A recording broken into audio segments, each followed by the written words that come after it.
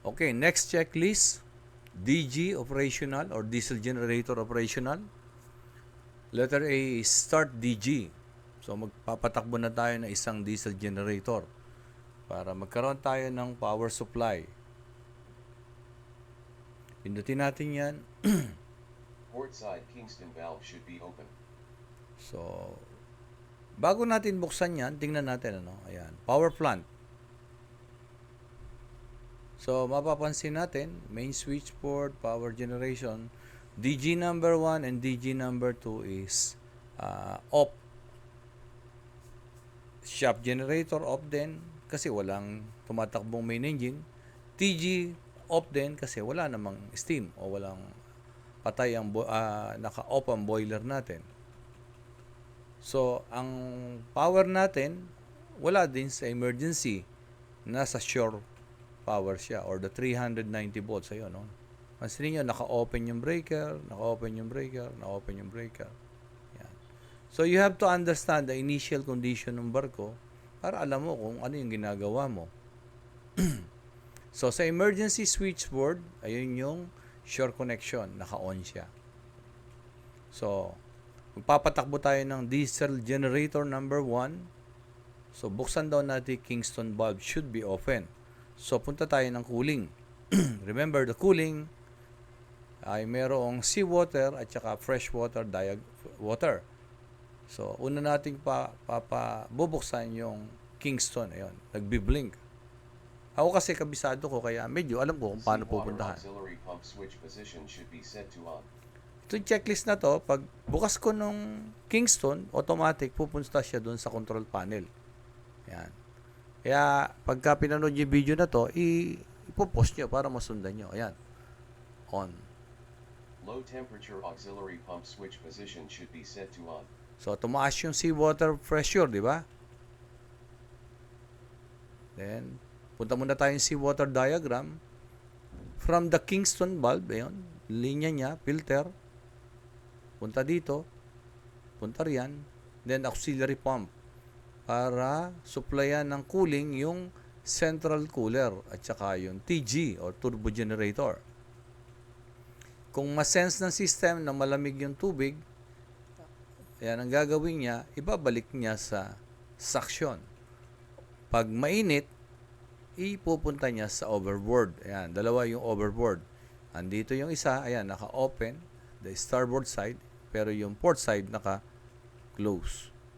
So, sa ngayon, tumatakbo siya, no? So, sabi, low temperature auxiliary pump switch position should be on. Punta tayo sa control panel. Control panel, andito yung mga control ng mga pump. On down natin. Pag in-on natin yan, tataas ito.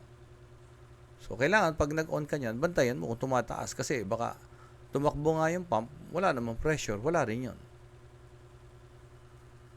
Diesel generator start air drain valve should be open. So, may cooling na. No? So, balikan muna natin cooling. Yung pinatakbo natin huling-huli, low temp auxiliary pump, punta tayo sa fresh water. So, ito yung pump na yon.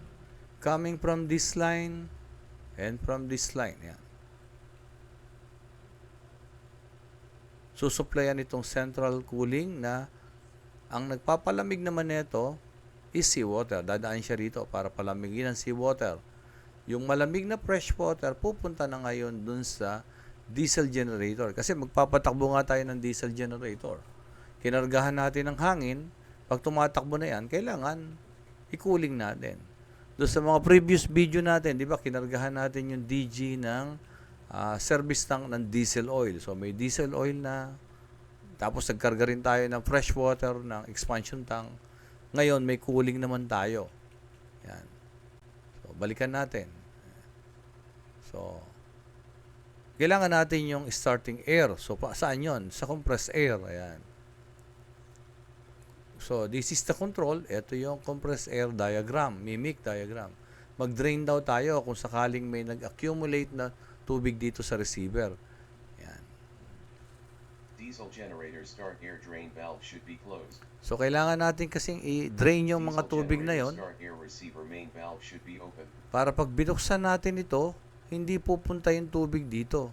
Kasi yung tubig pwedeng mag-cause ng ng mga kalawang at dumi doon sa mga pneumatic valves. Yan. Buksan natin ngayon. Yan. Diesel generator low tank suction valve should be open. So, ibig sabihin, may hangin na para paikutin yung diesel generator. Ngayon, automatic na lumipat yung checklist natin sa lube oil tank suction valve. Ito, dito. Lubricating. Yan. Yan. Yan. Lube oil system. Ayan, o. Magkarga raw tayo ng langis. Low transfer system upper inlet valve should be open. Papunta sa Diesel generator number 1 fuel inlet valve should be open. Ayan. So, yun. Ayan, di ba? Lube oil. Kinakargahan natin ito ngayon papuntang diesel generator. So, ayun. Dito siya pumunta. Ayan. Ngayon, sabi naman niya, ito ngayon, napunta rito, buksan daw natin yung fuel oil inlet valve should be open. Buksan natin to. Diesel generator number 1 start air inlet valve should be open. So, may lube oil na, may fuel na, may compressed air na. Diesel generator number 1 start mode switch position should be set to manual. So, check muna natin yung lubricating oil kasi yung checklist medyo nakalimutan niyang ipasara. Sara muna natin yan. Yung mga valves na yan.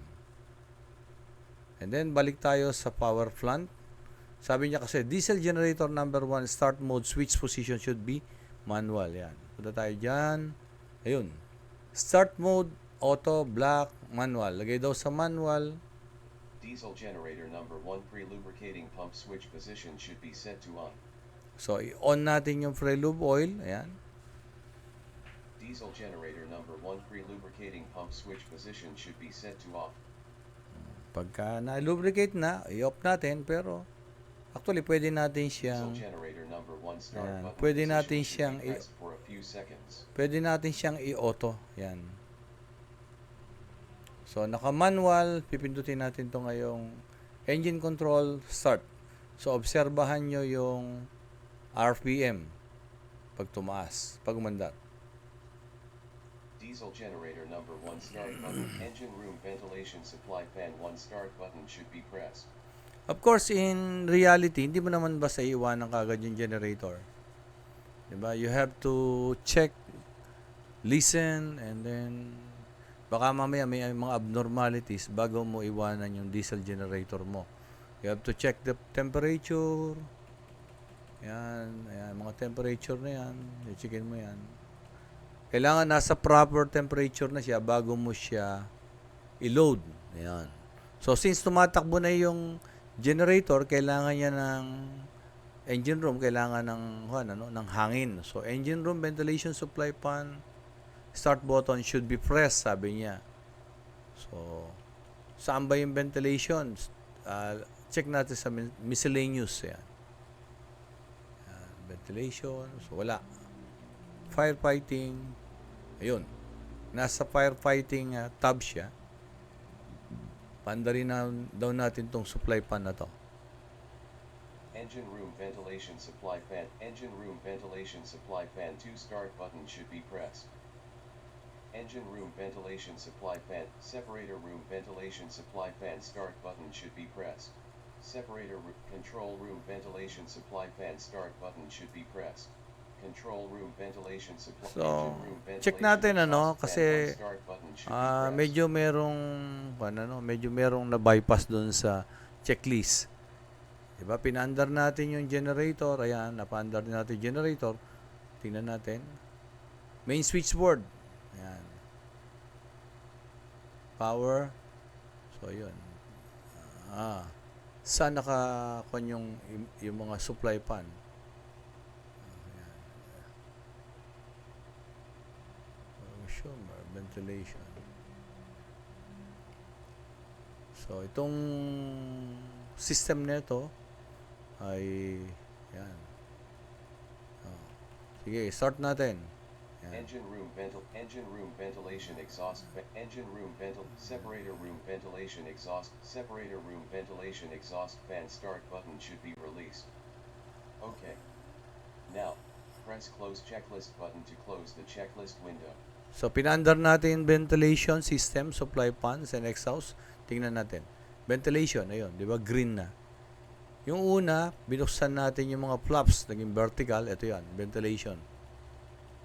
Tapos, ngayon naman, pinaandar natin yung mga fans, exhaust, and supply. Kasi nga, tumatakbo na yung may generator na tayong tumatakbo. Ito, emergency generator. Pwede na rin buksan nyo. Yan. So, balik tayo sa power plant. Okay. Yan. So, watch keeping habang yan. Power generators, main switchboard, power generators. So, wala pa, no? Next checklist. Ay, i-close na natin yung breaker. Ngayon, parang wina-warm up natin yung generator.